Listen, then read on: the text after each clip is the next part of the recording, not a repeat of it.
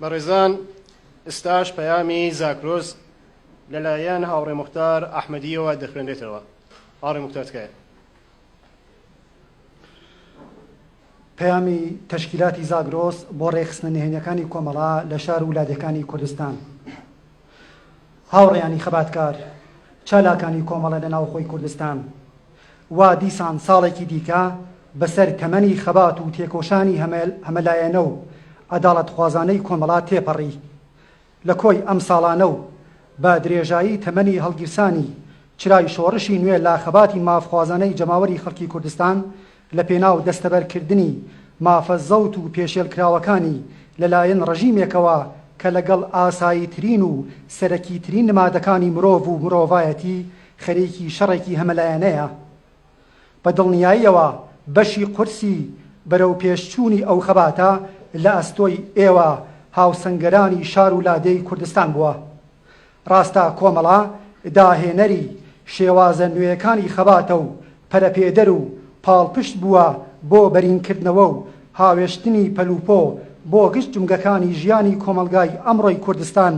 بەشی زۆری ئەم چالاکیانە لەسەر شانی ئێوە تێکۆشەرانی ناوخۆی کۆمەڵە بووە و لەو پێناوەشدا لە هیچ چەشنە هەوڵ و تێکۆشانێک درێختان نەکردووە.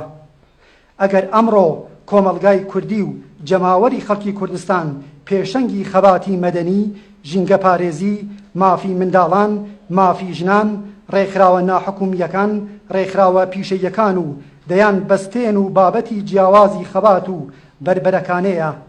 جێگا پەنجەی ڕەنگینی ئێوەی پێوە دیارە و بەرهەمی ڕەنج و چالاکی نەترسانە و ماندووی نەناسانەی ئێوەیە.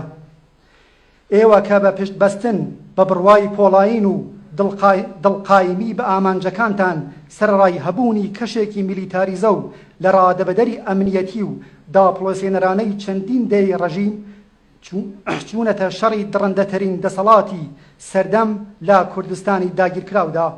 ئێوە سەرمایەی لە بن نەهاتووی بزوتنەوەی کوردستان و مایەی شانازی و سەربەرزی کۆمەڵە و جەماوەری خەباتکارن.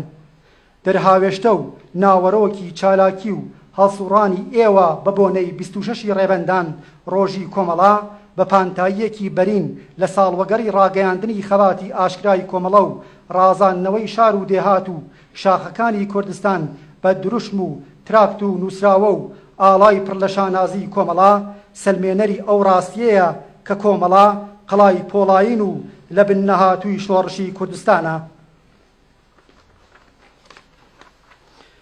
بۆیە گرتن و زیندانیکردن و ئەشکەنجە و کوشتن ورەتانی نەبەزاندووە و ئەوە دوژمنی داگیرکەرە کە سەرڕای هەموو زەبر و زەنگ و تەرخانکردنی خەرجیەکی زۆر بۆ دام و دەستگای پڕ لەسەر کوتی خۆی نەیتوانیوە و ناتوانێ بربەست و لەمپەر بخاتە سەر چالاکی و هەڵسوڕانی ئێوە.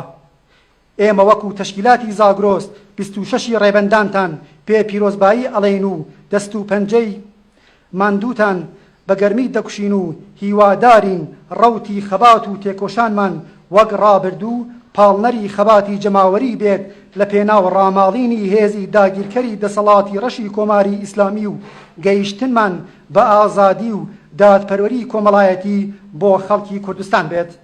تەشکیلاتی زاگرۆزی کۆمەڵەی شۆڕژگێر ڕێبەندانی 1395 هەتاوی.